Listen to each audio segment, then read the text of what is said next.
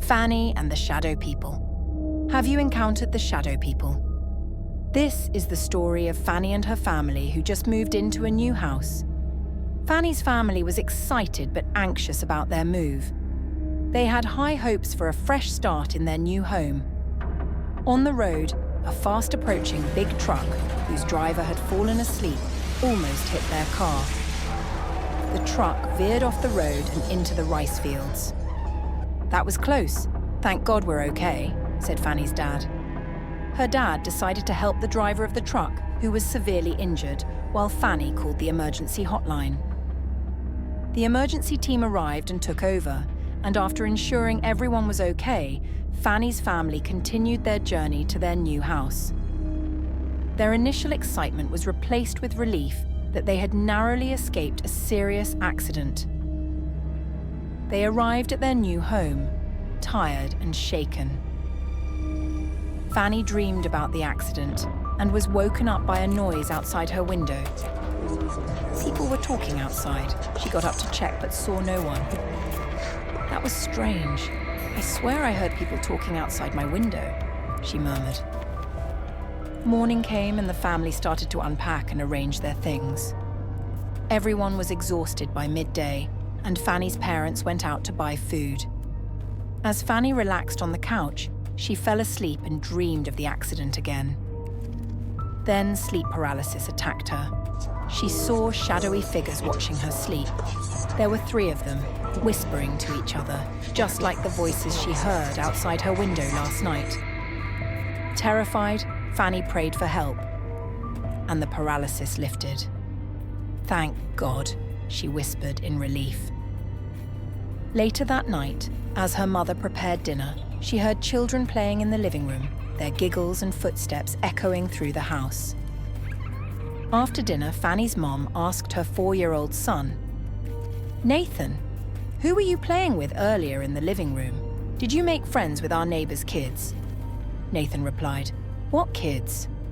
I was in my room playing video games." "Then who were those kids playing in the living room earlier?" The family fell silent, and Fanny shared what happened to her that afternoon. "Has this house been blessed by a priest, Dad?" Fanny asked, her voice trembling. "Yes, the owner said they had the place blessed before we moved in," her father replied. That night, Fanny heard the Shadow People talking again. She ignored them, put on earplugs, and tried to sleep. Morning came, and Fanny woke up with bruises and a hand-like print on her thighs. Alarmed, the family asked a priest to visit their house. The priest blessed the house, and for a few days things seemed normal. But soon the Shadow People began to make their presence known again. "This isn't good anymore. I think we should move to a new house," Fanny's dad said. Worry etched on his face. A few days later, her parents found a new home online. "I think this is our new home," Fanny's mum said. "We'll check it out tomorrow." The next morning, Fanny's parents went to check on the new home, which was just an hour away. Night fell, and her parents still hadn't returned. Fanny called their phones, but no one answered. She hugged her brother, and both of them fell asleep waiting for their parents to come home. In her sleep, Fanny dreamed about the accident again. She heard sirens and mumbled voices.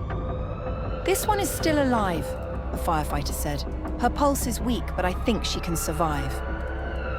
The voices faded into silence. Fanny woke up in tears while hugging her favorite teddy bear.